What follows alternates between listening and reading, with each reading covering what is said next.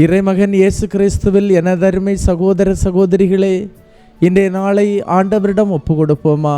அன்பு தெய்வமே, இந்த இறைவார்த்தையின் முன்னால் ஜெபிக்கின்ற மக்கள் முழந்தாள் படியிட்டு உம்மையே தன்னுடைய இதயத்தில் ஏற்பதற்கு தயாராக இருக்கின்ற மக்களை ஆசீர்வதியும். ஆண்டவரே, இந்த இறைவார்த்தையின் ஆற்றல், வல்லமை, அபிஷேகம் இந்த மக்களில் நிறையட்டும். ஆண்டவரே, இந்த இறைவார்த்தையின் மூலம் விடுதலை கிடைக்கட்டும். ஆண்டவரே, கடன் தொல்லைகளிலிருந்து விடுதலை கிடைக்கட்டும். துன்ப துயரங்களிலிருந்து விடுதலை கிடைக்கட்டும். ஆண்டவரே, உம்முடைய அருள்கரம் இவர்களை தொடட்டும். இந்த நாளை அர்ச்சித்து புனிதப்படுத்தும். இவர்களுக்கு மகிழ்ச்சியின் நாளாக இந்த நாள் இருக்கட்டும். அருளும் ஆசீரும் சுமந்து வருகின்ற நாளாக இருக்கட்டும். ஆமீன். அன்பார்ந்தவர்களே, இன்று நாம் தியானிப்பதற்காக எடுத்துக்கொண்ட இறைவார்த்தை யோவான் எழுதிய நற்செய்தி அதிகாரம் 2, இறைவார்த்தைகள் 2. கலிலேயாவில் உள்ள கானாவில் திருமணம் ஒன்று நடைபெற்றது.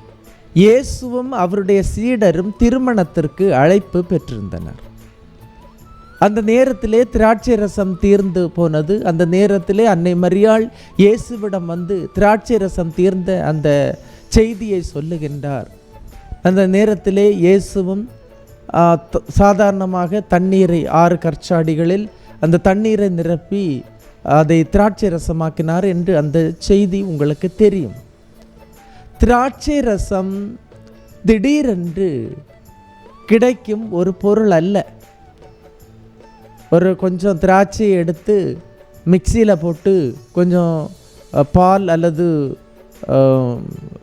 சுகர் ஏதாவது போட்டு நம்ம அடித்து வச்சோம் அப்படின்னா அது ரசம் அல்ல, மாறாக அது ஜூஸ் அப்படின்னு சொல்லி நம்ம சொல்லுவோம். ஆனால் திராட்சை ரசம் திடீரென்று கிடைக்கும் பொருள் அல்ல, மாறாக அது மாதங்கள், ஆண்டுகள் காத்திருந்து, பொறுமையோடு காத்திருந்து அவ்வாறு கிடைப்பது தான் திராட்சை ரசம். இந்த திருமண வீட்டிலே என்ன நடக்கின்றது? இங்கு திடீரென்று திராட்சை ரசம் கிடைக்கிறது. பல நாட்கள் போராடி போராடி கிடைக்காத ஒரு பொருள் இந்த வீட்டிலே கிடைக்கின்றது. அன்புமிக்கவர்களே, இன்று உனது வாழ்வில் பிரச்சனைகள் நிறைய இருக்கும். பல நாட்கள் கடவுளின் சந்நிதியிலே போராடி கிடைக்காத ஒரு விஷயம் இன்று உனது வாழ்வில் கிடைக்கின்றது.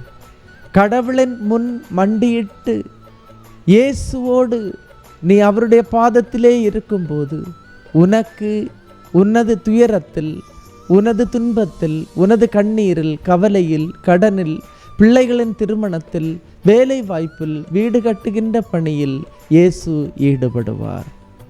இயேசுவுக்கு தெரியும் அந்த வீட்டில் திராட்சை ரசம் இல்லை. அந்த வீட்டு உரிமையாளர், மணமகன், மணமகள் எல்லோரும் அவர்கள் சங்கடம் இருக்கும் என்று இயேசுவுக்கு தெரியும். ஏனென்றால் இயேசு உனது கண்ணீரை அறிய முடியாதவர் அல்ல.